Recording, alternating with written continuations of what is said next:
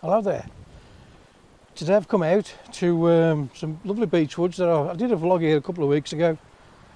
Today I'm going to give you 5 tips on how to get better composition. This will work great for beginners, may even work better for intermediate photographers. Either way, you should get some nice tips from this. See you shortly.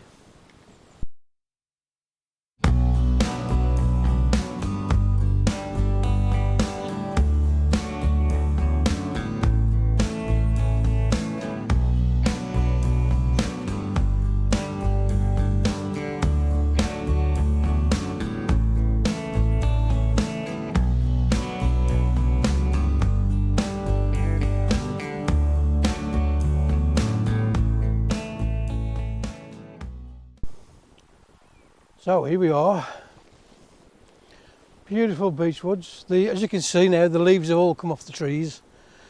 There's a beautiful carpet of orange and golden red on the floor. It's not going to be as stunning as the last photograph, about a month ago I think it was, a couple of weeks ago. We were just in full colour then, autumn colours. This is going to be just about getting compositions to improve your landscape photography. Can't wait to get started. Betsy's just chased a couple of pheasants. You just heard them go across the field. I looked over the edge and she was right at the other side of the field. She's just come back, absolutely worked up to hell. So she's going to be fun today. Let's get started. So tip number 1, find a subject. Today we're going to be using these trees as a subject. There are 4 or 5 big beech trees in here. Because you can't really get separation between all of them, not with the wide angle lens, they all look like a bunch together. I'm literally going to try and hide a couple behind others, so it looks more like 2 or 3 as a subject. But the thing to remember, tip number 1, make sure that your photograph has a subject, and if you can get nice light on it, as you can see, the sun, I've got lovely side lights here, and the sun is just lighting up the left hand edge of the trees, so the right hand edge is in dark. This also helps when you come into Photoshop or Lightroom, where you can just dodge and burn slightly, just to emphasise the dark and the light, just to make your image pop out and just stand out, especially the subject, which is the initial thing that you want your viewers to look at, the subject of the image. I'm also loving here the beautiful orange floor with the coldness, the warm floor with the coldness of the blue sky. It is one of those days where there's no clouds in the sky, it is just plain blue.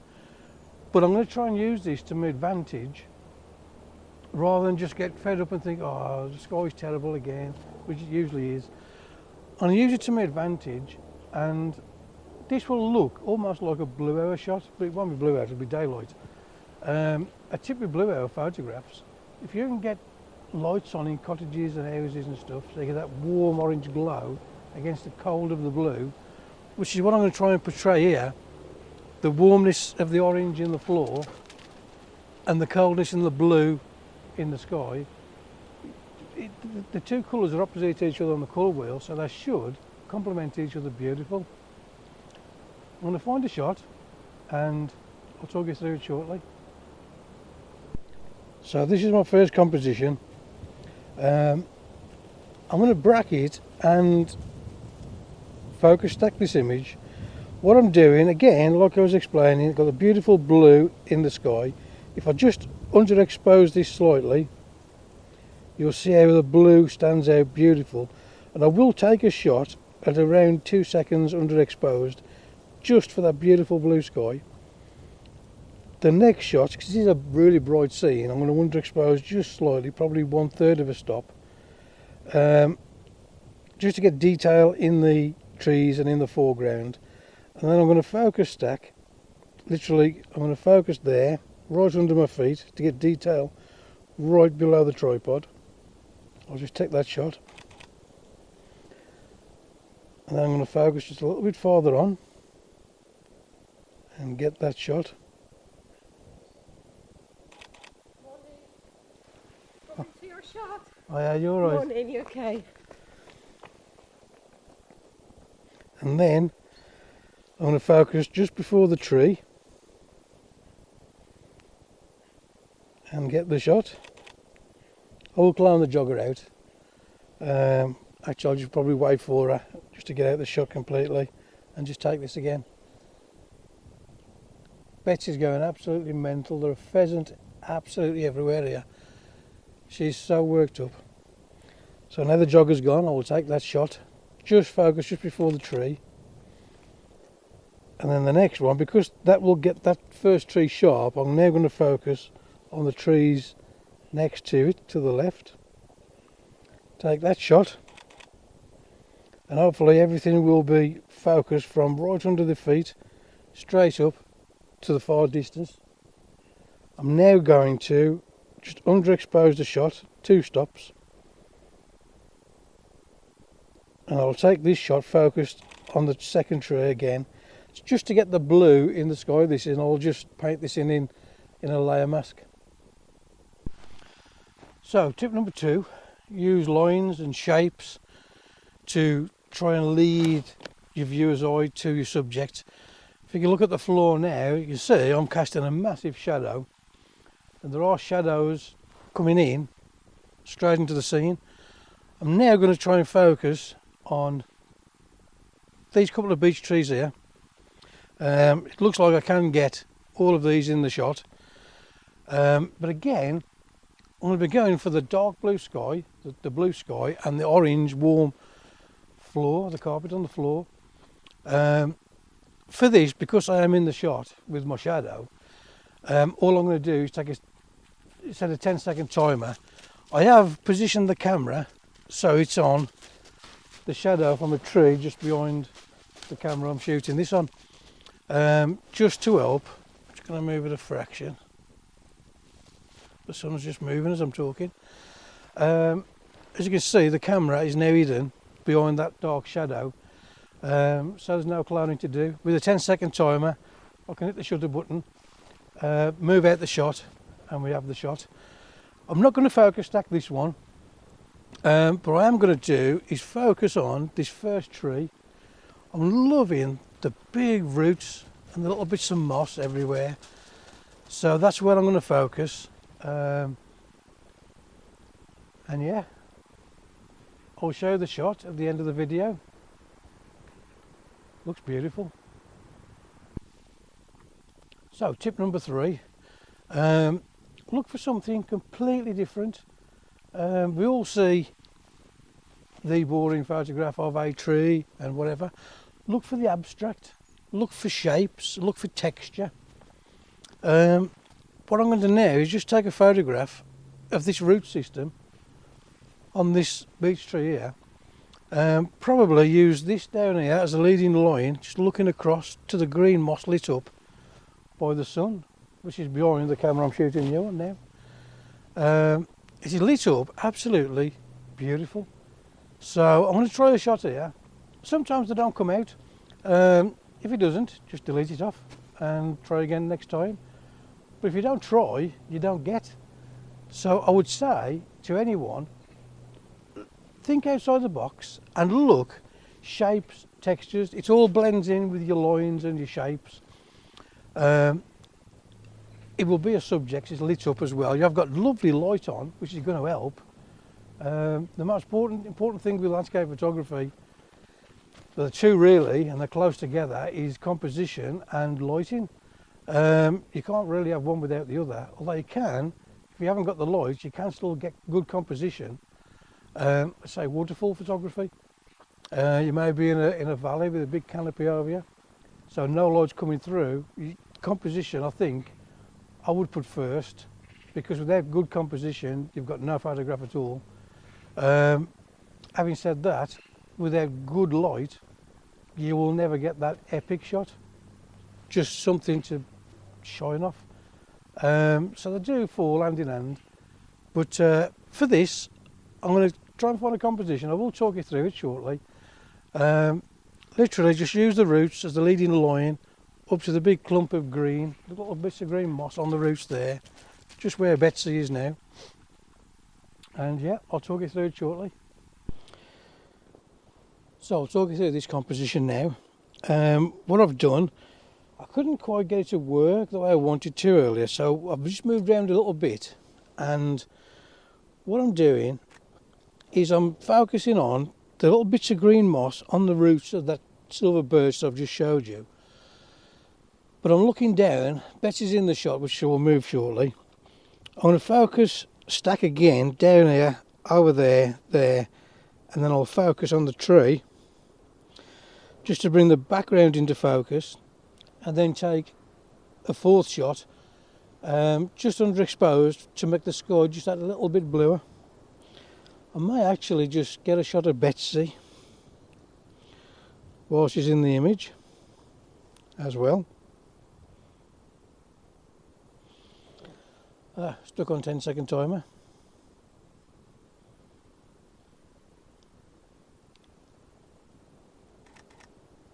There you go. So yeah, I'm going to get this shot. I'll try and set Betsy up here as well. But yeah, simple composition again. Literally just using the first half of the image is literally all these roots. I'll just focus on them. And the texture. We have shapes, we have texture, we have lines. Everything's looking nice in the foreground. The background is going to be the subject when Betsy gets out the photograph. Betsy, come out.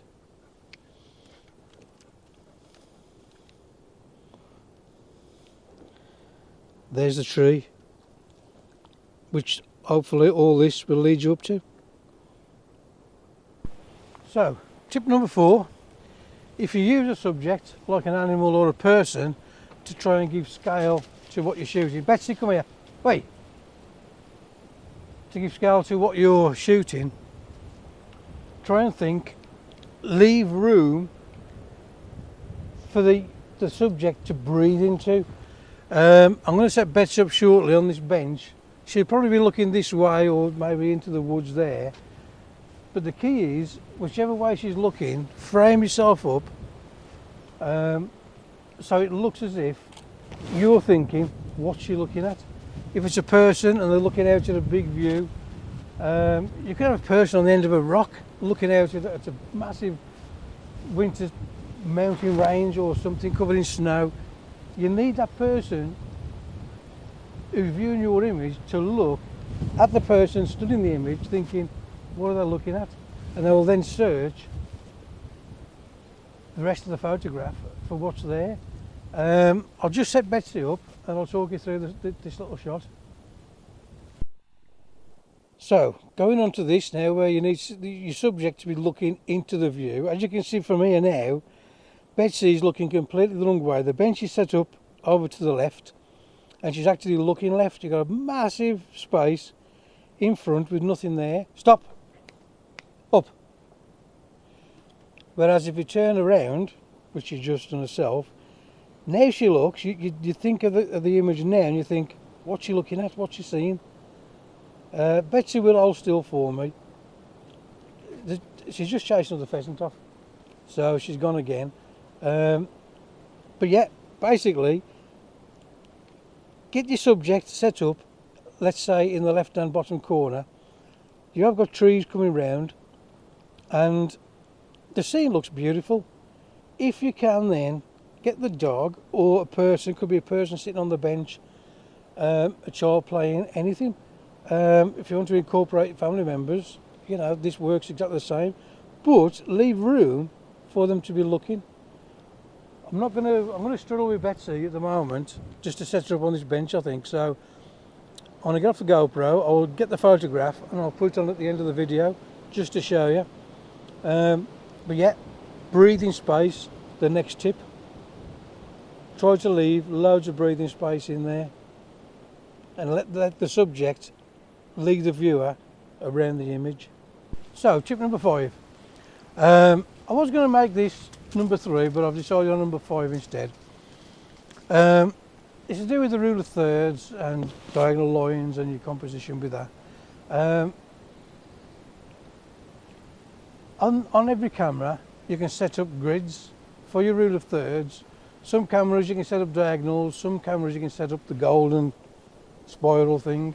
They're all good compositional tools. What I'm going to show you now is how I set it up on my camera. I'll go into the menu and just talk you through what I do. So, hit the menu button and just scroll through your menu until you come up, grid display. For this you have off, and I have just the rule of thirds. I have a load of grids which I find distracting, but the third one for me, I can put the rule of thirds on there and diagonal lines, which is why I set my camera up, so that when you come into live view you've got your rule of thirds and you've also got diagonal lines coming through the scene.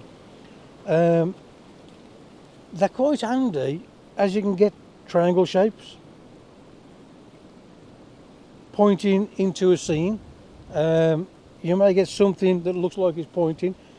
Line it up perfectly with the diagonals if you can. For this shot now, I'm not a fan of the big bracken down here. It is just to show you how I'm just going to compose a shot. I'm using the path that runs through on the diagonal line. It's not perfect on the diagonal. If you want to get perfection, you can just move left, right, up, down, just to get it right.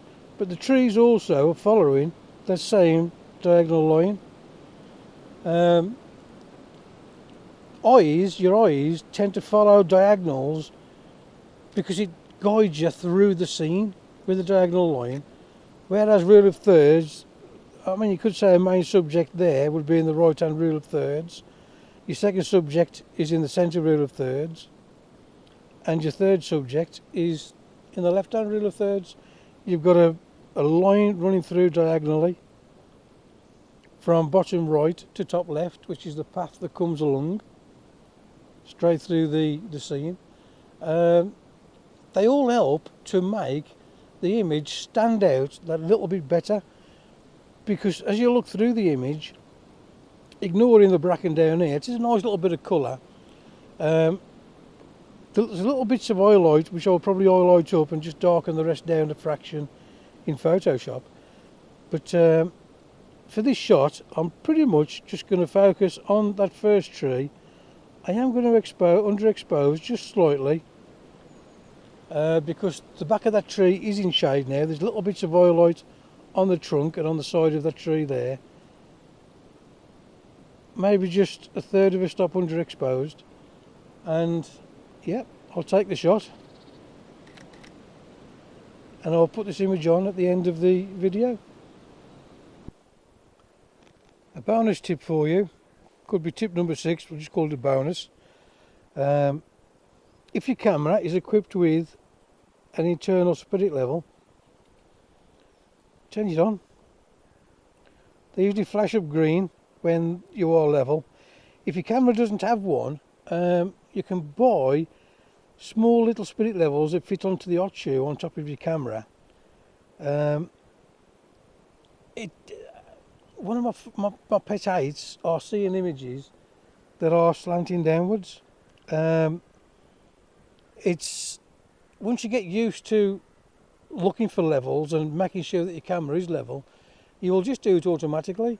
Every time I come out for photographs now, I can pretty much just set my tripod up, put the camera on and set up for the scene, and then I'll check the level with the spirit level in the camera, and 9 times out of 10 it is already level, because my eyes are used to seeing things that are level on screen.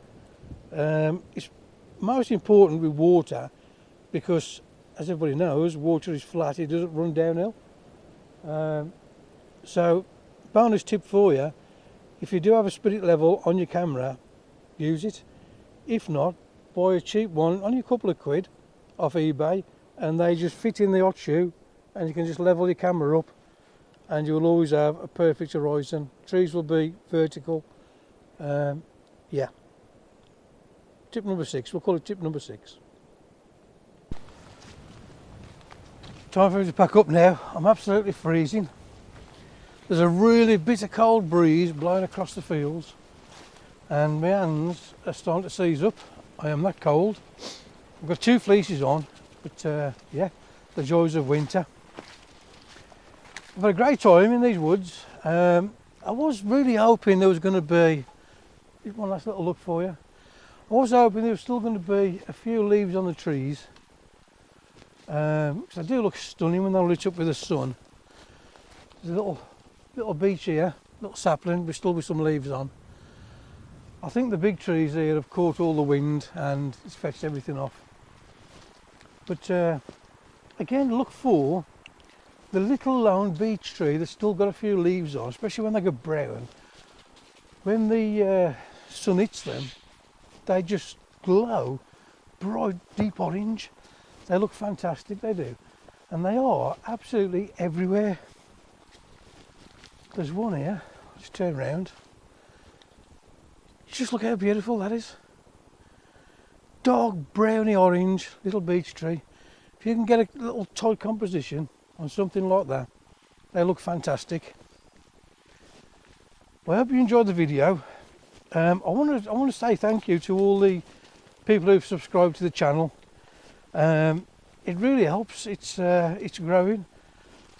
The subscriber count is growing day by day, and I really must thank you for watching the videos. Me and Betsy really do appreciate it. For anybody who hasn't subscribed yet, it is free. All you do is just log into Google or into YouTube with your Google account or Gmail, and just hit the little subscribe button. It just allows us to get out and make more videos like this. So I shall put the photographs on now.